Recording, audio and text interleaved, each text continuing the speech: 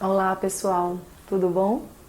Gente, nossa aula de hoje é sobre um tema que a gente não tinha conversado ainda, né? E é um tema bem pertinente à clínica, né, infantil, e que eu acho que é muito importante a gente ter como noção para a gente também se situar em relação a questões de diagnóstico, né? Eu acho que o diagnóstico ele é importante a gente conversar sobre ele aqui para quem atende criança pequena ou para quem atende crianças mais velhas. Porque o diagnóstico ele é algo que nós precisamos pensar como que os outros profissionais entendem e pensam e trabalham, né, com relação ao diagnóstico. No nosso trabalho, o diagnóstico em si, eu acho que ele é importante sim, mas eu acho que a gente não precisa e não deve trabalhar no nosso consultório na clínica infantil olhando apenas pelo lado do diagnóstico, certo? Por quê? Porque quando você pega uma criança, recebe uma criança no seu consultório em que ela tem um diagnóstico de transtorno alimentar ou um diagnóstico já mais instaurado de psicose ou de esquizofrenia, ou um diagnóstico de transtorno de humor, ou de transtorno de humor generalizado, o que for, né? Você muitas vezes pode mascarar o seu olhar ou pode ter um olhar voltado para esse diagnóstico que você recebeu. Então, se um psiquiatra já diagnostica aquele paciente, você já recebe com esse tipo de diagnóstico instaurado internamente na visão dos pais, muitas vezes a forma como os pais vão pensar, vão olhar e vão dizer para você sobre o seu filho vai ser muito pautado nesse diagnóstico. Então, vamos dar um exemplo de uma criança que, por exemplo, já foi diagnosticada de TDAH, né, que é super famoso, todos os profissionais da área da psiquiatria adoram, a maioria, grande parte, entrar já com a medicação, que é a própria Ritalina, né? E isso, muitas vezes, modifica muito o curso do nosso trabalho, né? Então, se a gente tem uma noção muito bacana sobre isso, a gente pode ajudar os pais a pensar de uma forma diferente, né? E trabalhar sobre um outro olhar, porque a gente não fica sobre o olhar apenas sobre aquele diagnóstico que a gente recebeu e que a gente escutou. A gente vai olhar para aquela criança por ela, né? E não por um diagnóstico que a gente escutou. Já escutei, por exemplo, muitos pais falarem assim: ah, Luiz, meu filho ele tem transtorno de déficit de atenção, tem hiperatividade, tem uma série de outras coisas, então assim, já está diagnosticado, então não sei o que você vai fazer, não sei que tipo de trabalho que você pode fazer, porque já está tomando medicação, então já está certo. Ele já, infelizmente, o nosso filho é assim, né? Então acaba que nos movimentos diários com relação a essa criança, os pais acabam pensando como, atuando como, fazendo como. Meu filho é assim porque ele tem esse tipo de diagnóstico, meu filho é assim porque ele tem esse tipo de movimento, ele tem esse tipo de reação porque ele foi diagnosticado com isso ou aquilo outro. Então, quando você escuta isso, você percebe que o movimento paterno, o movimento materno, o movimento familiar gira em torno de um diagnóstico que foi recebido por outro profissional. Então, aí é onde eu acho que vale o nosso cuidado e a nossa atenção e o nosso olhar a respeito disso. De mostrar para a família que não é um diagnóstico que vai fazer o movimento da criança. Não é um diagnóstico que você recebeu enquanto pai ou enquanto mãe ou enquanto profissional que vai fazer com que você olhe para aquela criança através desse diagnóstico. Você tem que pensar através do comportamento, do movimento, do pensamento, da forma como age, da forma como brinca. Aquela criança, por si só, ela é uma criança independente de qualquer tipo de diagnóstico, né? Então, o diagnóstico, quando a gente trabalha com criança, é muito importante, o prognóstico também, e a forma como esses profissionais que trabalham junto com essa criança percebem ela. Muitas vezes você é um profissional da área que trabalha junto com outros profissionais. Vamos supor, você é um psicanalista, você é um psicólogo que tem várias crianças que, por exemplo, você indicou para uma avaliação específica e você tem contato com esses outros profissionais, né? E aí esse outro profissional lhe passa um diagnóstico e você não concorda. Então esse movimento você precisa ter uma certa flexibilidade para você entender que cada profissional vai trabalhar de um jeito, tentando trabalhar em comunhão com todo mundo, respeitando também a forma como o outro trabalha, né? Então nessa aula a gente vai começar um pouquinho sobre os transtornos que existem na infância, certo? Existem vários tipos de transtornos de ansiedade e de humor na infância, dito pelo próprio DSM-4, né? Que é o nosso parâmetro, né? O parâmetro da psiquiatria em relação aos distúrbios, né? E aí se classifica de várias formas. A gente não vai falar sobre DSM-4 aqui, porque não é o nosso foco de trabalho. O DSM-4 ele é imenso e a gente não usa o DSM-4 na psicanálise, né? Muitos profissionais vão usar de acordo com que tem a sua própria necessidade, mas eu, por exemplo, não fico me embasando no DSM-4 para trabalhar com o meu paciente. Meu olhar sobre o meu paciente é outro, em relação ao que ele traz para mim na psicoterapia, e não em relação ao que um diagnóstico, um manual me coloca, certo? Então, dentro dos transtornos da ansiedade da infância, mas aí só um parêntese, independente de eu não trabalhar com o DSM-4, eu preciso saber o que é que existe, certo? Então, independente de eu usar ele como base para mim ou não, eu preciso ter conhecimento do que ele tem lá dentro. Até para quando eu for conversar com um psiquiatra, por exemplo, sobre um distúrbio que ele concorde ou não que o paciente tenha, eu tenho conhecimento sobre, né? Então, ao menos os mais importantes da infância, eu preciso saber que existem lá dentro, tá? Então, por exemplo, dentro dos transtornos da infância que o DSM-4 coloca como mais importantes são esses aqui que eu estabeleci aqui embaixo. Depressão infantil, né? O transtorno de ansiedade fóbico, o transtorno de ansiedade de separação, o transtorno de ansiedade generalizado, o transtorno de ansiedade social, que é a questão fóbica, tá? Da própria fobia social, que também existe com muita frequência na infância, e o ataque de pânico. Tá? Todos esses são caracterizados dentro do DSM-4 como transtornos de ansiedade na infância. Tá? Luiz, a gente vai conversar sobre cada um separadamente? Não, porque não é o nosso foco aqui do nosso trabalho. A gente precisa só saber que existem aqui no nosso curso, porque o nosso trabalho aqui é em relação à psicanálise, não em relação a transtornos específicos que estão relacionados no DSM-4, não. Tá? Mas eu preciso que vocês saibam que existe e que quando, por exemplo, dentro da nosso trabalho da psicanálise infantil, a gente percebe que essa criança tem um transtorno de ansiedade relacionado à depressão, ou que a gente perceba que essa criança tem um transtorno fóbico, né? Nós vamos trabalhar em torno do que a gente também percebe. Tá? Não vamos usar isso como ponto de partida mas nós precisamos olhar como um todo. Muitas vezes a criança está num processo depressivo, mas também tem uma fobia social. Ou a criança está num processo depressivo, mas também tem um ataque de pânico, né? Então existem outras situações que podem estar envolvidas e relacionadas com cada um separado, tá? Aí o transtorno de ajustamento, certo? Que faz parte dos transtornos de ansiedade. Acontece na infância? Sim, bastante. Porque o transtorno de ajustamento, o que é que ele significa? Como o nome já está dizendo, a terminologia quer dizer que são situações em que a criança vive momentos de ajustamento na sua rotina de vida. Então, vamos supor, a criança pode passar por situações de separação dos pais, pode ser mudança de estado, mudança de escola, podem ser situações como o nascimento de um irmão, por exemplo, mudanças bruscas na vida de uma criança. Normalmente, quando acontece isso, em que a criança precisa se reajustar a essa nova modalidade da sua vida, pode acontecer, não estou dizendo que acontece, pode acontecer um transtorno chamado de ajustamento.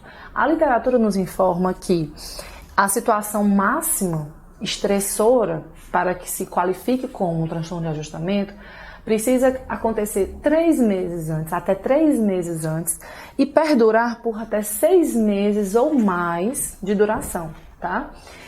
Após a situação que permitiu com que a criança tivesse que se reajustar.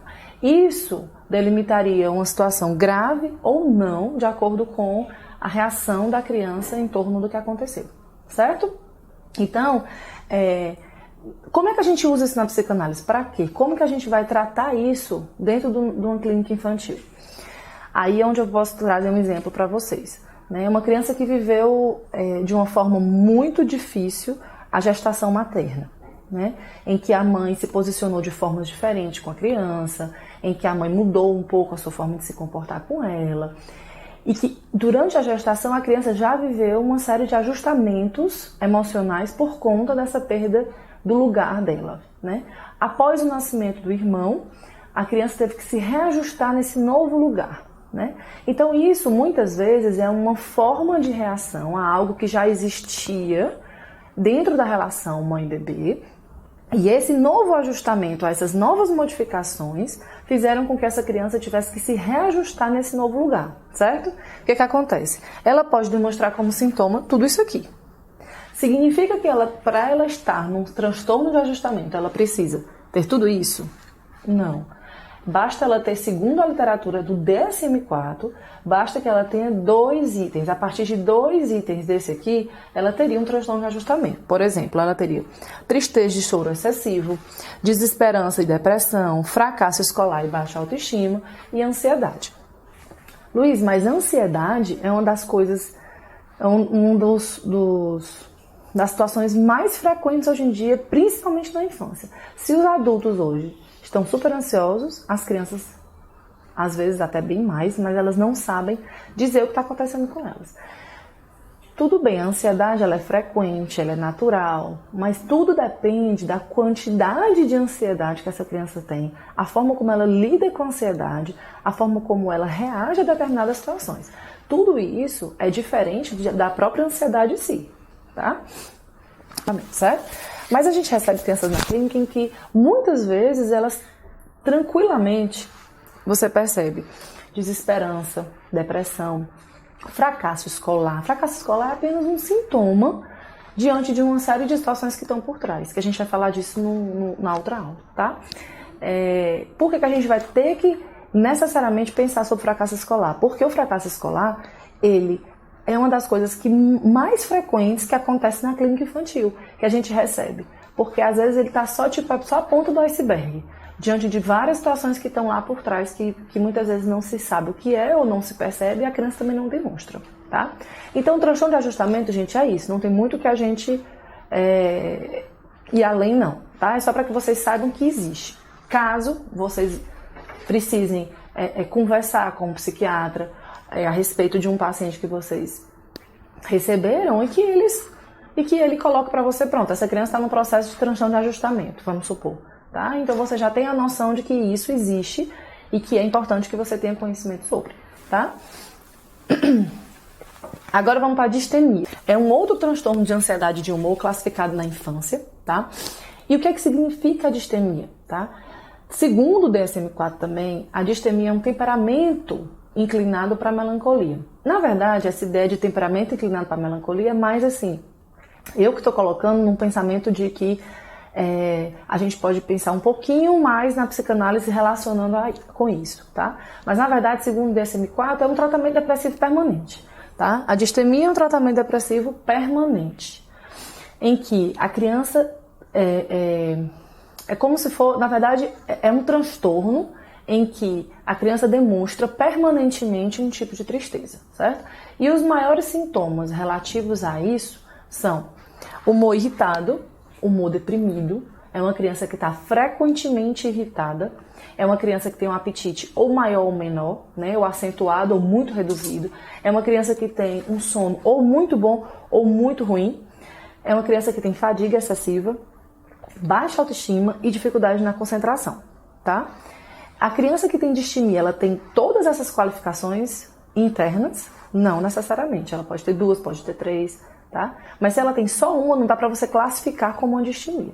Outra coisa muito importante de entender a distimia é que existe um prejuízo grande nas 3 áreas mais importantes da vida do sujeito, né? Que é o rendimento escolar, que é a interação social, tá? E a relação familiar.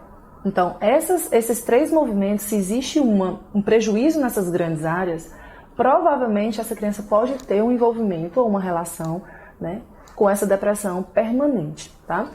Então, para você realizar o diagnóstico, você precisa olhar um pouco sobre isso. Aí você me pergunta, Luiz, em relação à história da melancolia, o que é que significa isso? Porque normalmente crianças que se apresentam com distemia são crianças que se apresentam com um temperamento muito ligado à melancolia. Existe uma diferença na psicanálise entre o luto e a melancolia, né? A própria melancolia, ela se estende muito em relação ao próprio sofrimento. Então, a criança, ela está sempre no movimento melancólico, sempre no movimento de tristeza, sempre no movimento de que nada está bom, tudo está muito ruim, nada satisfaz, ela tem uma sensação de desesperança muito grande, nada está bom. Então, é uma criança que você percebe que existe uma tristeza mais acentuada nela. E normalmente se confunde a distemia com outros tipos de transtorno. Por quê? Porque se pensa, segundo o DSM-4, e segundo a psiquiatria na própria literatura, que que pode se confundir com outros transtornos, até porque às vezes se confunde com uma fase em que a criança está vivendo. Por exemplo, o adolescente pode muitas vezes, em alguma fase, sentir um apetite maior ou menor, pode se sentir com o humor irritado, isso é natural, né? Então muitas vezes pode se confundir esse próprio transtorno da distemia com outras situações de fases natural do desenvolvimento humano, né? Só que no caso de uma criança em que ela se apresenta com humor irritado o tempo todo, que se estende por muito tempo, uma criança que tem um prejuízo interacional, social, de interação social, de relação familiar, de aprendizado, uma criança que está o tempo todo depressiva, que tem uma dificuldade imensa de concentração, que tem uma tristeza excessiva. Então, assim, tudo isso são itens, são situações que você vai prestando atenção e avaliando se tem uma relação ou não com isso, tá? Aí agora a gente vai falar sobre a depressão infantil, porque eu acho que afinal de contas é uma área fundamental quando a gente vai falar de criança, né? Como que a gente vai entender um pouco da clínica infantil sem falar de depressão, porque é uma coisa que aparece muito, né, dentro, na minha experiência desses 10 anos de clínica infantil, eu acho que já apareceram várias crianças com depressão infantil, né, classificadas como depressão mesmo, diante de diagnósticos de médicos, crianças medicadas, crianças que tomam medicação, sim, né, e infelizmente situações de crianças que já tentaram suicídio, né. Teve uma época que eu atendi uma criancinha que ela tinha umas dificuldades em relação a... Ela na verdade tinha uma neurose obsessiva muito grave, né, em que as mãozinhas dela já viviam abertas, assim, feridas demais, de tanto que ela lavava a mão.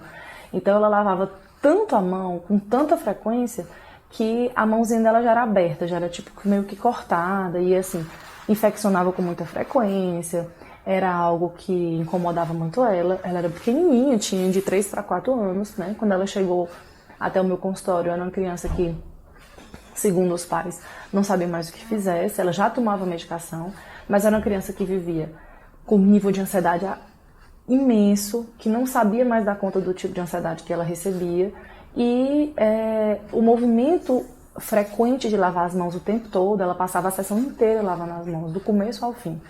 Não podia acontecer nada que saísse um pouco da organização obsessiva dela dentro do consultório, por exemplo, até se eu mudasse a posição de um brinquedo antes dela entrar, ela já tinha que imediatamente lavar as mãos. Se eu mudava a posição de uma tinta que já estava naquela posição que ela tinha colocado, na hora que eu fosse usar, se eu não colocasse na posição que ela tinha colocado anteriormente, ela tinha que correr e lavar a mão. Então todo e qualquer movimento que fosse feito para o que ela não desse conta, ela precisava lavar a mão como um refúgio dessa própria ansiedade, né? Então foi um tratamento longo. Essa criança já tomava medicação quando ela chegou até mim, mas era uma criança extremamente depressiva. Que o fato dela lavar a mão era só o que estava lá em cima como aparente para os pais, que foi o que fez eles levarem ela ao tratamento. Mas o que na verdade estava por trás era a relação dela com a família, era a relação dela com os pais, era a forma como eles conduziam o trabalho com ela, era a forma como ela recebia a quantidade de informações que tinha dentro de casa. Era uma criança que não brincava, era uma criança que não tinha tempo para fazer nada, era uma criança que só passava o dia inteiro em atividades, era uma mãe e um pai que trabalhavam o dia inteiro, ela era cuidada por 2 babás. Então era uma situação de vida em que ela estava só apenas dizendo que não aguentava mais a forma como ela estava vivendo. E era uma criança que vivia triste, né? Vivia para dentro. Então era uma criança que tinha um nível de depressão infantil muito elevado. Ela fazia esses movimentos na tentativa de se punir o tempo todo, né? Então essa questão da forma como ela lidava com as mãos, para ela era muito punitivo, né? E ao mesmo tempo já estava se tornando algo prazeroso também, né? Então o fato de se machucar, de se ferir, já estava se tornando algo prazeroso para que ela suportasse aquela angústia que estava para além do sentimento dela, das sensações, da capacidade dela de tolerar aquilo, né? Então ela não tinha recebido da própria família, do próprio pai e da mãe, capacidades toleráveis, né, de suportar as próprias angústias. Então ela precisava criar sozinha isso. Então esse sintoma que ela criou foi para que ela pudesse suportar.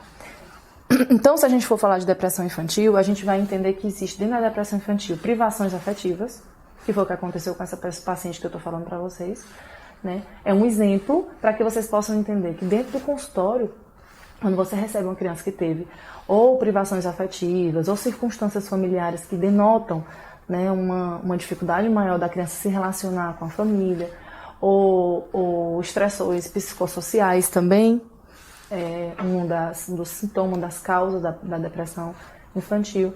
Né? O que são esses estressores psicossociais? São situações dentro da sociedade que fazem com que a criança se estresse o tempo todo, em relação ao próprio ambiente, certo? E circunstâncias familiares decisivas, o que é que significa isso também? São situações em que circunstâncias na própria família fazem com que esse movimento de decisões, tanto de separação familiar, tanto de relação pai e mãe, tanto de relação mãe e filho, esse movimento todo, como é que ele é conduzido dentro dessa família? Tudo isso podem ser causas de uma depressão infantil. Não quer dizer que são necessariamente. Uma criança pode estar inserida dentro do ambiente familiar desorganizado e não desenvolver depressão infantil, certo? Por quê? Porque ela pode ter recebido uma organização emocional infantil mais, digamos que mais organizada do que outra criança que, por exemplo, está num momento de circunstâncias de vida mais estressoras e não recebeu, vamos supor, tá? Então, uma coisa não significa necessariamente a outra. Isso tudo vai depender da forma como a criança consegue conduzir ou como a criança consegue lidar com determinada situação. Então, na criança pequena, por exemplo, ela vai ter como um sintoma, porque na criança pequena é diferente da criança maior e da criança mais velha, tá? Então, cada faixa etária vai ter um tipo de sintoma que a criança vai apresentar, né, em relação à depressão. Então, por exemplo, na criança pequena, a gente vai perceber relação no sono, relação na alimentação, no choro e nas manifestações somáticas. Nunca falei da história da mão, da menina? Pronto, crianças pequenas. Isso é uma manifestação somática. Ela já somatizou tanto a ponto de não dar mais conta, né, internamente. Então ela já jogou para o corpo que ela não conseguia mais dar conta. Então esse movimento dela, por exemplo, era uma manifestação somática. Mas ela também tinha, por exemplo, choro excessivo, ela tinha problemas na alimentação, ela tinha problema com o sono, era uma criança que não conseguia dormir o tempo todo, que ficava o tempo todo se movimentando na cama, tinha insônia, tinha terror noturno. Então tem várias situações que podem estar associadas a uma só, tá? Na criança maior, por exemplo, que são crianças de 5, 6 anos, às vezes até 8 anos, elas têm isolamento, porque uma criança muito pequena ela não se isola necessariamente, ela tem outros tipos de sintoma, mas uma criança mais velha, de 5, 6 anos, ela já consegue fazer um isolamento mais acentuado, então ela se isola, é uma criança que vive apática, que não tem movimento de vida, que não tem vontade de viver, não tem vontade de brincar, não tem vontade de jogar, não tem vontade de se relacionar. É uma criança que tem um comportamento regressivo, ou seja, em muitas situações ela volta, ela regride a uma infância muito pequenininha, uma criança muito pequenininha. Ela tem forma de se relacionar como se ela tivesse 1 ano, 2 anos de vida, né? Então ela regride muito em relação às próprias atitudes que ela teria, tá? Como uma forma de chamar a atenção também. E as crianças mais velhas, que tipo de relações que tipo de sintomas que elas vão ter? Comportamento depressivo, tá? Esse comportamento depressivo significa o quê? Significa tristeza, apatia, isolamento também, uma repetição da outra, crianças um pouco maiores. Desobediência, aí já são crianças com 9, 12 anos, até 12 anos, né? Porque aí depois de 12 entra na fase da pré-adolescência. Então até mais ou menos os 12 é uma criança que já consegue, por exemplo, querer arrumar as coisas e ir embora, né? Então é uma criança que pode ter um nível de desobediência mais fácil, né, mais acentuado, querer fugir de casa, querer agredir os pais, né, ou querer si próprio agredir também, né, um comportamento muito provocativo, ou seja, para tudo tem resposta, para tudo agride, para tudo peita os pais, né, e autopunitivo também. E esse autopunitivo pode estar relacionado a se cortar, a se machucar, a se ferir, por exemplo, utilizar coisas que ela sabe que vai fazer mal a ela, como, por exemplo, ingerir produtos de limpeza, ou isso é uma autopunição, né? Ou ingerir veneno, ou veneno de rato, né? Existem algumas crianças que já estão quando estão no nível de depressão absurdo, que elas não dão mais conta mesmo de nenhum tipo de ansiedade, menor que seja, elas já fazem já entram nessa necessidade de uma autopunição como uma forma de tentar sobreviver, né? Quando não o suicídio. Infelizmente, o suicídio infantil ele aumentou muito. Infelizmente, ele aumentou muito. Né? Dos últimos anos para cá, o suicídio infantil aumentou demais. E eu acho que isso é um pensamento meu, assim, particular. Eu acho que existe uma relação muito grande com a própria terceirização da educação que se tem tido ultimamente, com a própria com o excesso de eletrônicos na nossa vida, né, com as substituições que os pais acabam fazendo em determinados momentos. Não estou criticando aqui, mas só estou levantando hipóteses, né, e com a necessidade que os pais têm de se ver livres dos filhos, porque eles também não estão mais dando conta de suportar determinadas coisas. Então, acho que existe uma quantidade muito grande de fatores que ficam o tempo todo chegando nesses meninos, nessas crianças, nesses adolescentes, e que se eles não têm uma base familiar adequada ou não receberam tudo aquilo que a gente conversou nas teorias, eu acho que eles têm uma facilidade muito maior de se envolver com determinadas coisas negativas e não conseguirem suportar determinadas angústias.